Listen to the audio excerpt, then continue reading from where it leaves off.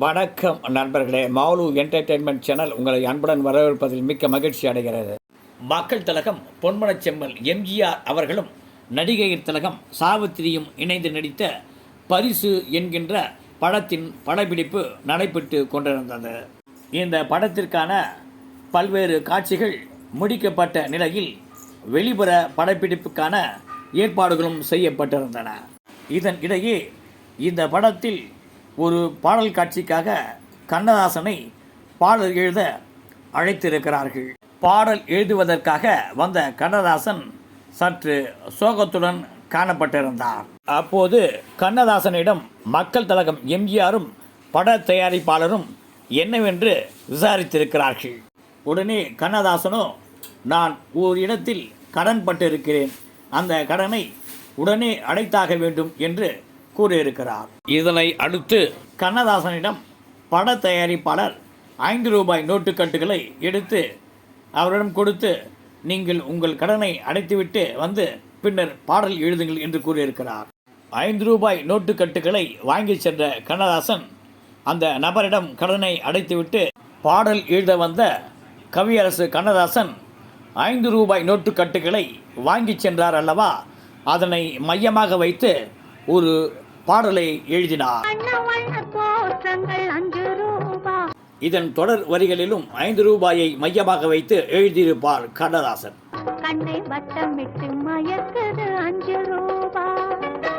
சூழ்நிலைக்கு ஏற்றவாறு பாடல்கள் எழுதுவதில் மிகவும் வல்லவர் கவியரசு கண்ணதாசன்.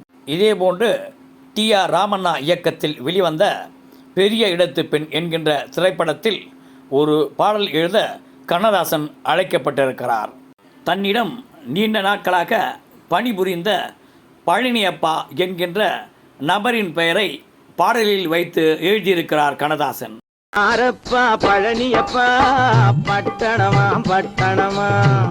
இதுபோன்று கவியரசு கண்ணதாசன் அவர்கள் மக்கள் திலகம் பொன்மனச் செம்மல் எம்ஜிஆரது படங்களில் எண்ணற்ற பாடல்களை சூழ்நிலைக்கு ஏற்றவாறு எழுதியிருக்கிறார். அந்த பாடல்கள் எல்லாம் இன்று வரை சாகா வரம் பெற்று வாழ்ந்து கொண்டிருக்கிறது. இதேபோன்று கண்ணதாசனின் புதல்வி விசாலி கண்ணதாசன் மக்கள் திலகம் எம்ஜிஆர் குறித்த அரிய தகவல்களை இங்கே நம்மிடையே பகிர்ந்து கொள்கிறார். ஒருவரை பார்த்ததும் எளிதில் கவரக்கூடிய முகம் என்று சொல்வார்களே, அந்த முகம் மக்கள் திலகம் எம்ஜிஆருக்கு மிகவும் பொருத்தமாக அமைந்துள்ளது என்று கூறிய விசாலி கண்ணதாசன், காந்த சக்தி உள்ள ஒரு மனிதர் என்று சொன்னால் அது எம்ஜிஆரை மட்டுமே குறிக்கும் என்று தெரிவித்தார். இந்த உலகத்தில் கடவுளை போல ஆராதிக்கப்படக்கூடியவர் என்று சொன்னால் அது நமது புரட்சி நடிகர் என்றுதான் நாம் சொல்ல வேண்டும் என்று குறிப்பிட்ட விசாலி கண்ணதாசன், எதிரியை கூட நண்பனாக்கி கொள்ளும் வசீகரமும் ஆற்றலும் படைத்தவர் எம்ஜிஆர் என்று சொன்னால் அது மிக இல்லை என கூறினார்.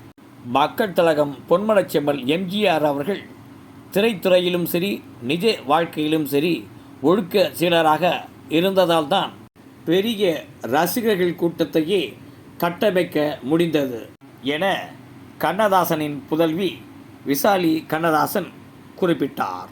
திரைத்துறையிலும் சரி அரசியலிலும் சரி எனது தந்தைக்கும் எம்ஜிஆருக்கும் இடையே 1000 கருத்து வேறுபாடுகள் இருந்தாலும் அவற்றை எல்லாம் மறந்து எனது தந்தைக்கு அரசவை கவிஞர் என்கின்ற பட்டத்தை வழங்கிய மக்கள் திலகத்தின் உயர்ந்த பண்பை என்னால் பாராட்டாமல் இருக்க முடியாது என கூறினார்.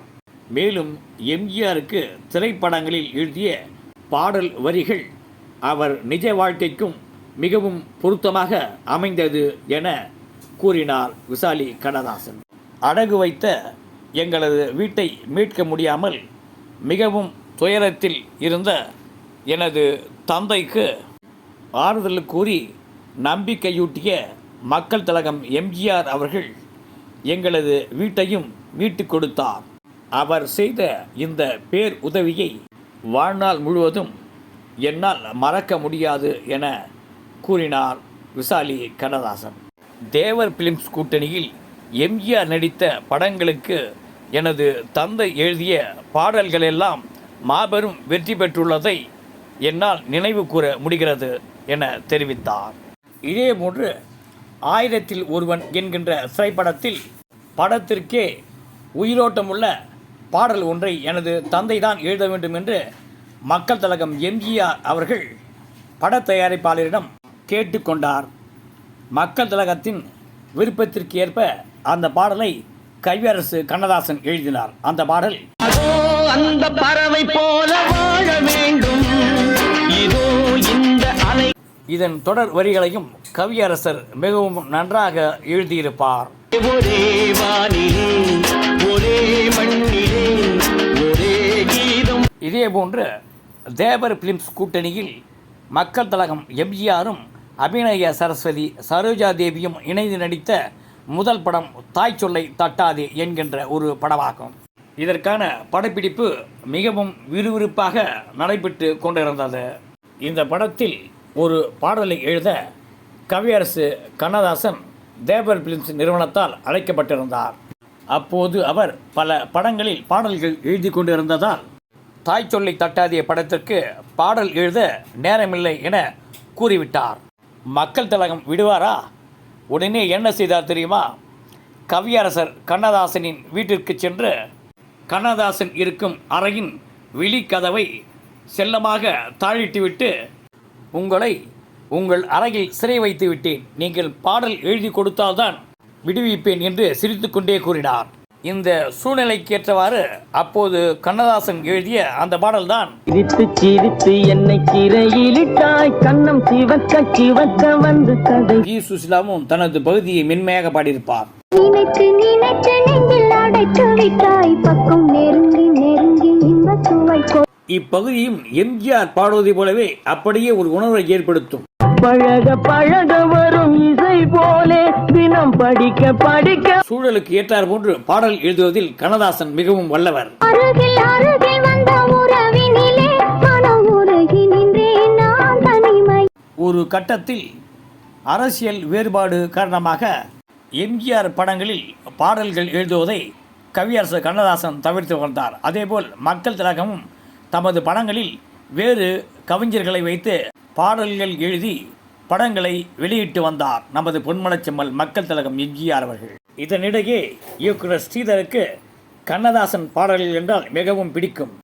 மக்கள் திலகம் எம்ஜிஆரின் கவனத்திற்கு கொண்டு செல்லாமல் கவியரசு கண்ணதாசனிடம் ஒரு பாடலை எழுதி வாங்கி வந்து அதை ரெக்கார்டிங்கும் செய்தார் ஸ்ரீதர். பின்னர் அந்த பாடலை கேட்ட மக்கள் திலகம் எம்ஜிஆர், இது வாலி எழுதிய பாடல் இல்லையே, கண்ணதாசன் எழுதிய பாடல் போல் தெரிகிறதே என்று கூறியிருக்கிறார்.